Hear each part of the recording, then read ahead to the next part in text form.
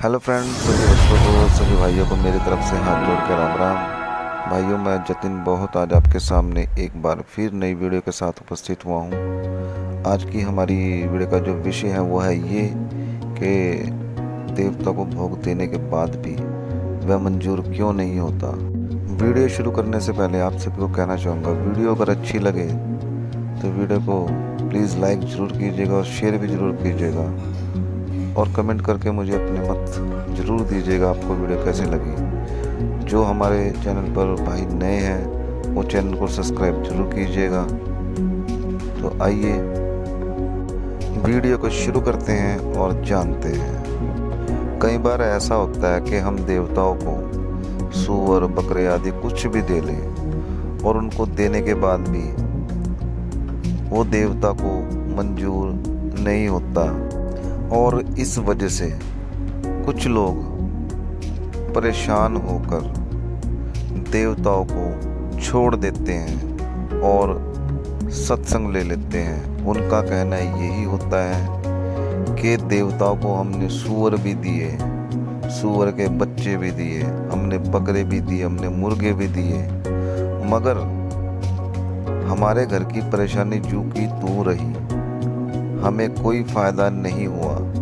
और इसी वजह से हमारे समाज का विश्वास इन देवी देवताओं से दिन प्रतिदिन उठता ही जा रहा है। कुछ का कहना तो यही होता है कि देवता नहीं होते। भाई, देवता पहले थे, जैसे पहले थे अब नहीं है। हमारे समाज की यह सोच गलत नहीं है, उनका सोचना भी बिल्कुल जायज़ है। जैसा पहले होता था ऐसा अब बिल्कुल नहीं होता, मगर इसका कारण क्या है? तो सिर्फ मैं आपको ये कारण बताने के लिए ही वीडियो बना रहा हूँ, ताकि आपका जो भ्रम है, जो गलत धारणाएं हैं, वो मिट जाए। देवता को भोग मंजूर क्यों नहीं होता, या फिर देवता भोग मंजूर क्यों नहीं करता, इसके कुछ कारण हैं जो मैं आपको बताने जा रहा हूँ। तो भाइयों, ध्यान से सुनना। पहला कारण, जो भगत बुज्जा में देवता को बिगड़ा बताकर उसका सूअर या बच्चा या बकरा करवा देते हैं, उसको करवाने के बाद वो मंजूर नहीं होता। जो भगत ऐसी बुज्जा देकर दूसरों के घरों में ऐसे काम करवा देते हैं और ऐसा करने के बाद भी फिर भी कोई फ़ायदा नहीं होता, इसका मतलब ये नहीं कि देवता बिगड़ा हुआ है। देवता को बुज्जा के द्वारा ही बिगड़ा बताया जाता है। अगर वो सच में ही बिगड़ा हो तो जो आप करोगे सूअर या बच्चा सूअर का, तो वो परेशानी ठीक हो जाएगी। अगर ऐसा करने पर भी ठीक ना हो तो आप समझ लीजिए कि वो देवता बिगड़ा हुआ नहीं है, वो एक भगत के द्वारा बिगाड़ा जा रहा है, यानी भगत को बुज्जा नहीं मिली, यानी कि बुज्जा सही निकलकर नहीं आई, जिस वजह से ऐसा हो जाता है। मगर हमारे भाई ऐसी बातों पर विश्वास कर लेते हैं और अपने देवताओं को बिगड़ा समझकर वो इधर उधर भटकने लग जाते हैं और फिर थक हार कर देवताओं को छोड़ देते हैं और सत्संग में बढ़ जाते हैं। तो ये तो था पहला कारण जो मैंने आप सभी को बताया। इस बात के कारण तो और भी हैं, मगर मैं आपको इस वीडियो में पूरे नहीं कर सकता।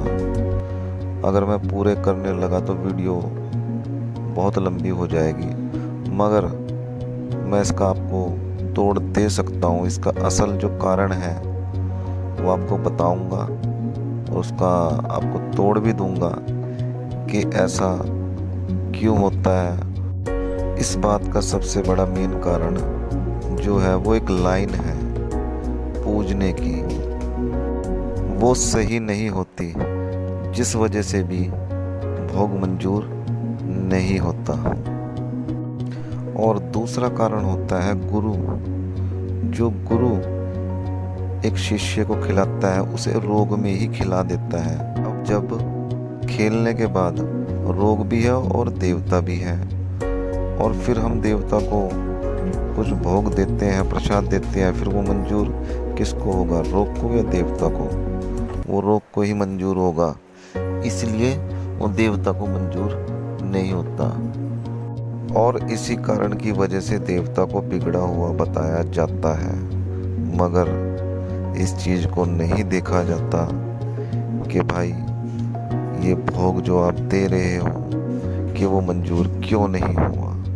इसके पीछे का जो कारण है उसे नहीं देखा जाता। अगर कोई भगत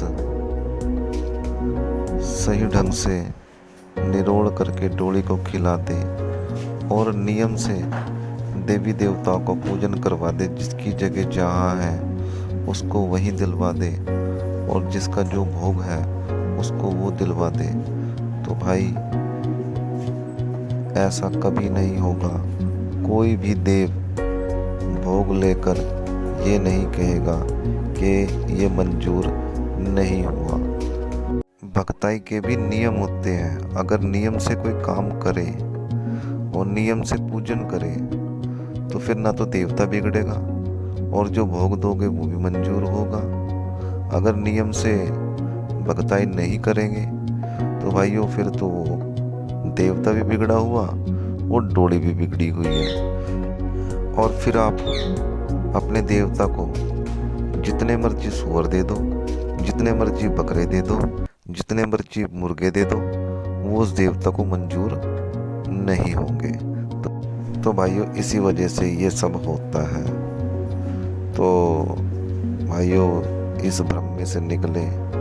अगर आप किसी गुरु का हाथ पकड़ते हैं, अगर आपके घर में भी भोग प्रसाद देने से वो मंजूर नहीं होता तो आप समझ जाइए जो आपके पूजने की जो लाइन है वो सही नहीं है, वो नियम सही नहीं है। तो और दूसरी बात, घर में देवता खेल भी रहा है और घर में फिर भी परेशानी हो रही है, तो आप समझ जाइए कि आपके देवता निरोड़ नहीं है। फिर आप उनको चाहे कुछ भी दो वो मंजूर नहीं होगा। तो उम्मीद करूँगा कि आपको ये जानकारी अच्छी लगी हो। तो आज की वीडियो में सिर्फ इतना ही। जय वाल्मीकि और हर हर वाल्मीकि।